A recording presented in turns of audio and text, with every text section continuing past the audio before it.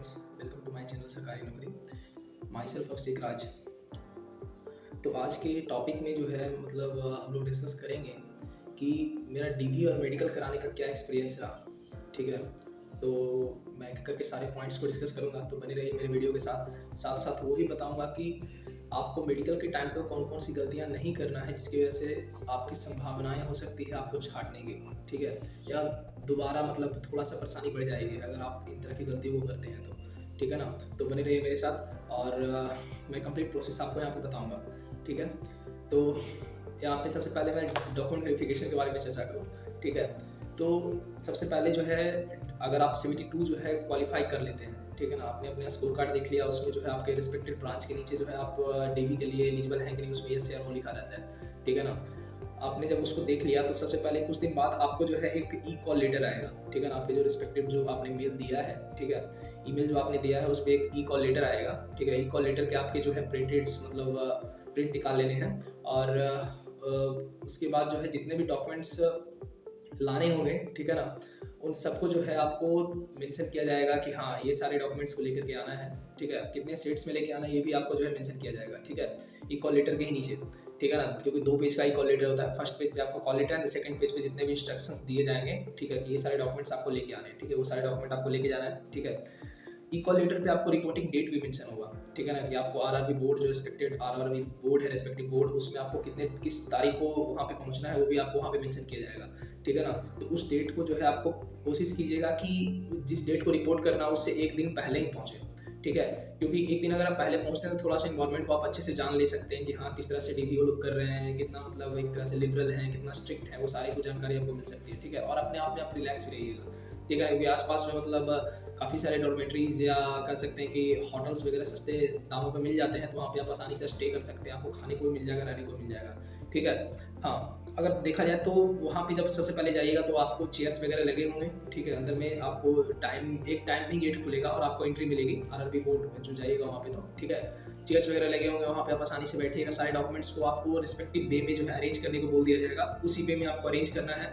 वहाँ पे सबसे पहले आपको एक फॉर्म दिया जाएगा। ठीक है ना, उस फॉर्म में आपको अपनी डिटेल्स को डालने हैं। ठीक है, वो फॉर्म बेसिकली ऐसे समझिए कि आपका कंप्लीट डिटेल्स मांगता है for the purpose of medical. ठीक है, मेडिकल के लिए जो है उसमें वो फॉर्म में आपको डिटेल्स जाने, आपके नाम, एड्रेस, फादर्स नेम वगैरह वगैरह। ठीक है, सबसे इंपॉर्टेंट चीज़ जो है आपका क्या है, वो आपके हैं आइडेंटिफिकेशन मार्क। ठीक है, उसको आप परफेक्ट डालिएगा। ठीक है ना, कुछ ऐसा आइडेंटिफिकेशन मार्क डालिएगा जो कि बचपन से परमानेंट हो और आगे भी परमानेंट होने मिटने का कोई संभावना ना हो उसका, क्योंकि उसके बिहाफ पे ही आपको आइडेंटिफाई किया जाएगा मेडिकल में।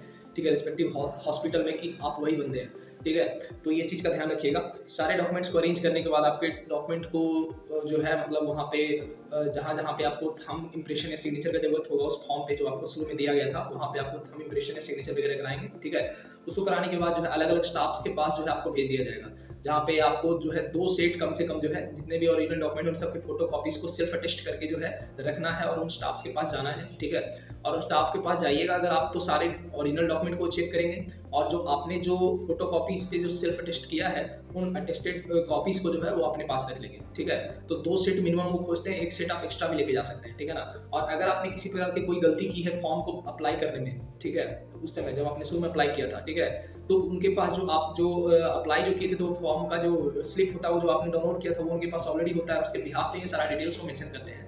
देखते हैं कि आपने सही में डिटेल्स डाला है कि नहीं डाला है। जैसे हमसे गलती हुआ था कि हाँ मैंने जो है 10th का जो पासिंग ईयर था, ठीक है, वो हमने गलत डाल दिया था। ठीक है, तो उसके लिए ज़्यादा घबराने की बात नहीं है, वो सीधा बोल देंगे कि हाँ एक एफिडेविट बना लो और उस पर जो है अपने मिस्टेक को जो है वहाँ पे मेंशन कर देना। एफिडेविट जो है तकरीबन तो 250 रुपये का बन जाएगा। ठीक है, और उसको जो है आपको वहाँ पे जमा कर देना है, फिर वो सारे जो फोटो कॉपीज है उनके साथ वो जमा कर लेंगे। ठीक है, हाँ, और आपको जो है जो OIRMS पोर्टल है उस पर आपको डॉक्यूमेंट्स को अपलोड भी कर देना है। ठीक है ना, ऑनलाइन अपलोड करना है। वही ऑनलाइन अपलोडेड डॉक्यूमेंट जो है आपको आगे जो है ऑनलाइन अपलोडेड डॉक्यूमेंट और आपके हाथ में जो कॉपीज है, ठीक है, इन सबको मैच किया जाएगा और आपके जो ओरिजिनल डॉक्यूमेंट्स हैं उनको मैच किया जाएगा। ठीक है, इन सबको मैच करके जो है आपके जो रेलवे के जो चेयरमैन या कह सकते हैं, हमारे यहाँ तो चेयरमैन ही थे, सेक्रेटरी थे, ठीक है, असिस्टेंट सेक्रेटरी थे आरआरबी बोर्ड के, आरआरबी भोपाल बोर्ड के, उनके पास जाएगा और वो जो है फाइनली आपको क्या करेंगे कि एक तरह से फाइनली जो है वो आपको फिर से वेरीफाई करेंगे, कुछ जनरल क्वेश्चंस वगैरह पूछेंगे ठीक है ना, कि कहाँ से पढ़े हो, क्या क्या सब्जेक्ट्स वगैरह थे डिप्लोमा में, इस तरह के कुछ जनरल क्वेश्चन जो आपसे पूछेंगे, ठीक है। और अगर कोई दिक्कत है, इस तरह की कोई प्रॉब्लम है, अगर आपने उसके बिहाफ में कोई एफिडेविट लगाया तो उसके बारे में डिटेल पूछेंगे वो, ठीक है, कि किस चीज़ का एफिडेविट लगाए हो आपने, क्या दिक्कत थी आपको, ठीक है। इस तरह के डिटेल्स को बताने के बाद जो है फाइनली वो जो क्या करेंगे, वेरीफाई करके ओके कर देंगे और आपको फिर जो है एक मेडिकल बैंड दिया जाएगा, जैसा कि आप देख भी सकते हैं, ठीक है ना।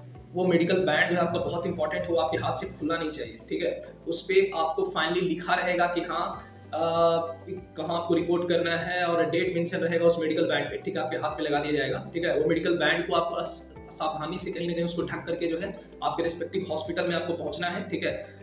मतलब एक तरह से कह सकते हैं कि जो टाइम दिया गया उसी टाइम पे कोशिश कीजिए कि थोड़ा देर पहले पहुंचे हॉस्पिटल के माहौल को जाने, क्योंकि हॉस्पिटल में जाने के बाद थोड़े से मतलब एक तरह से कह सकते हैं कि पैल्पिटेशन और पैनिकनेस बढ़ जाती है, ठीक है।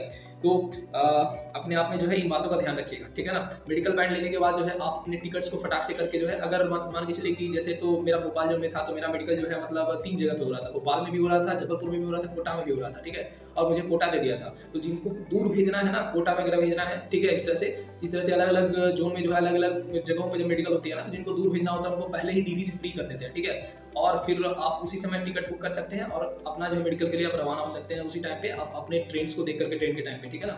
तो अब जब मैं मेडिकल बोर्ड में पहुंचा, आपका जो बैंड है उस पर ध्यान रखिए, वो बैंड जो है सही सलामत होना चाहिए, ठीक है ना। और आइडेंटिफिकेशन मार्क, सबसे पहले अगर आप मेडिकल बोर्ड में पहुंचेगा तो वहाँ पे जाने के बाद एक लाइन में सबको खड़ा कर देंगे, ठीक है। और जो मेडिकल कराने वाले स्टाफ हैं, जो कंपाउंडर या जो वहाँ पे अवेलेबल है, ठीक है, तो वो आएंगे आपके मेडिकल बैंड को चेक करेंगे, ठीक है ना। आपको वहाँ पे भी एक फॉर्म दिया जाएगा, ठीक है। हाँ, और एक बात मैं बताना भूल गया, डीवी ओके हो जाने के बाद आपको मेडिकल बैंड मिलेगा और साथ साथ एक लिफाफा मिलता है, ठीक है ना। एक आपको जो है वहाँ पे उसमें जो है आपका रिस्पेक्टिव ब्रांच, ठीक है, आपको कौन सा डिपार्टमेंट मिला है वो और उसका मेडिकल स्टैंडर्ड क्या है, वो तीनों मेंशन रहता है वहाँ पे, ठीक है ना। और वो बोल देते हैं, साफ बोलते हैं कि लिफाफा गलती से भी खुलना नहीं चाहिए, ठीक है। तो वो लिफाफा आपको अच्छे से प्रोटेक्ट करके लेके जाना है और अपने बैंड को प्रोटेक्ट करके रखना है, ठीक है ना। हाँ, और एक चीज़, अगर आप मेडिकल बैंड लगाए हुए हैं तो कहीं ना कहीं अगर अर्जेंसी में अगर आपने टिकट नहीं भी लिया तो आपको जो मेडिकल बैंड के सहारे वहाँ पे जाने दे देते हैं, ठीक है ना। ऐसी कोई दिक्कत नहीं आती है, अगर आप टीटी को जो है मेडिकल बैंड दिखाते हैं तो आपको जो है वहाँ पे परमिट कर देते हैं, ठीक है। हालांकि टिकट नहीं लेना ज़्यादा सही है, ठीक है ना। टिकट तो ले लिया था मैंने। अब देखते हैं आगे कि मेडिकल बैंड ले करके जब आप वहाँ पहुँचते हैं ना, तो वो जो फॉर्म, वहाँ पे भी एक आपको फॉर्म मिलेगा, फॉर्म फिलअप कर देना है सारा, ठीक है ना। वहाँ पे मेडिकल में वो फॉर्म आप देख सकते हैं, यहाँ पे मैंने दिखाया है आपको, ठीक है। और वो फॉर्म में सारा एग्जैक्ट डिटेल डालिएगा, ठीक है ना। जो आइडेंटिफिकेशन मार्क्स है खास करके वो अच्छे से डालिएगा, सिग्नेचर वगैरह जहाँ पे करना होगा सब कैपिटल में, जहाँ पे भरना होगा सब भर दीजिएगा, ठीक है। और वो भरने के बाद जो है आपको साथ साथ जो कंपाउंडर्स आएंगे, ठीक है ना, रिस्पेक्टिव टाइम पे जब डॉक्टर्स आएंगे तो तब तक आपको वेट करना है, ठीक है। अब वहाँ पे लिफाफा जो है वो लिफाफा आपका ले लेंगे, लिफाफा फाड़ेंगे, ठीक है ना। लिफाफा फाड़ने के बाद जो है आपको वहाँ पे देखेंगे सारे जो उसमें कागज रहेंगे लिफाफा के अंदर, वो सब वो कंपाउंडर जो है वो लेकर के जो है एक पर्टिकुलर डॉक्टर के पास जाएगा, ठीक है ना। अब देखिए वहाँ पे क्या होगा कि इंपॉर्टेंट, अगर मेडिकल टेस्ट के बारे में बात करूँ तो सबसे पहले जो है आपका एक्सरे टेस्ट होगा, ठीक है ना। चेस्ट एक्सरे हो जाएगा, ठीक है। उसके बाद जो है एक्सरे जो भी फटाक से हो गया था मेरा, और एक्सरे कराने के बाद जो है आपको जो भी डिटेल्स है एक्सरे से रिलेटेड वो आपको वहाँ पे भर दिए जाएंगे, ठीक है। उसके बाद यूरिन टेस्ट होगा, ठीक है। यूरिन टेस्ट करते हैं, यूरिन टेस्ट करने के बाद जो है फिर आपको यूरिन के लिए कुछ करना नहीं है, वो एक मतलब सैंपल सा देते हैं, जैसे प्रेगनेंसी किट जैसा होता है ना कुछ उस तरह से, मतलब उसी तरह का जो है एक पेपर रहता है, ठीक है। वो पेपर आपको देते हैं और वो पेपर पे आपको जो है मतलब कहते हैं कि हाँ इसमें यूरिन के कुछ ड्रॉपलेट्स डालो, और जिसका कोई दिक्कत होता है उसका शायद कलर चेंज होता है, जिसको कोई दिक्कत नहीं उसका कलर वो चेंज नहीं होता, वो फिर डॉक्टर्स को दिखाना होता है, डॉक्टर वहाँ पे फिर ओके कर देते हैं, ठीक है। फिर थर्ड टेस्ट जो मेरा हुआ था वो फिजिकल फिटनेस हुआ था, ठीक है ना। फिजिकल फिटनेस में नॉर्मली करते कुछ नहीं है, हाँ फिजिकल फिटनेस में आपको मतलब कपड़े वगैरह निकाल करके वो जो है क्या करते हैं कि हाँ मतलब एक तरह से पुशअप्स, रन, जंप वगैरह ये सब कराते हैं, ठीक है। स्क्वाट्स वगैरह कराते हैं, ठीक है। और फिर ये सारे कराने के बाद जो है आपको फिर ब्लड प्रेशर का चेक करते हैं, ठीक है। फिर उसके बाद आपको मतलब आपके जो प्राइवेट पार्ट्स हैं उनको चेक किया जाता है, ठीक है। फिर उसके बाद ईयर टेस्ट करते हैं। ईयर टेस्टिंग मतलब बहुत ज़्यादा टेक्निकल टेस्ट नहीं होता है, आपको एक कान को ऐसे ढक करके जो है मतलब डॉक्टर दूर से थोड़े मतलब तकरीबन 20 फीट की दूरी से बोलते हैं, और बोलने के बाद जो है आपको सुनने को बोला था कि हाँ मैंने क्या बोला उसको आपको रिपीट करना है, ठीक है ना। फिर उसके बाद जो है आई टेस्ट होता है, मेजर यहाँ पे सबसे ज़्यादा टाइम आई टेस्ट में लगता है, बाकी सारे टेस्ट जो है आपको आसानी से हो जाएंगे, ठीक है। तो आई टेस्ट जो है यहाँ पे आई टेस्ट में लोग नियर विजन टेस्ट करते हैं, ठीक है। नियर विजन में मतलब कुछ आपको तकरीबन एक हाथ के डिस्टेंस पे जो है एक बॉक्स सा था हमको जो मिला था, ठीक है। उस बॉक्स में लाइट जला था, उसके सरफेस पे कुछ कागज सटे हुए थे, ठीक है। कागज का जो मतलब लाइट के थ्रू जो रिफ्लेक्शन था, उस कागज में छोटे छोटे अक्षर लिखा हुआ था, उसको पढ़ना था, ठीक है ना। फिर उसके बाद डिस्टेंट विजन टेस्ट होता है, ठीक है। डिस्टेंट विजन टेस्ट जो है आपको तकरीबन जो जैसा कि आप जानते हैं कि 20 फीट की दूरी पे जो है कुछ लेटर्स सी कट ही हम लोग को पढ़ाया गया था, ठीक है। लेटर्स वगैरह तो नहीं पढ़ाया गया था, सी कट पढ़ाया गया था, ठीक है।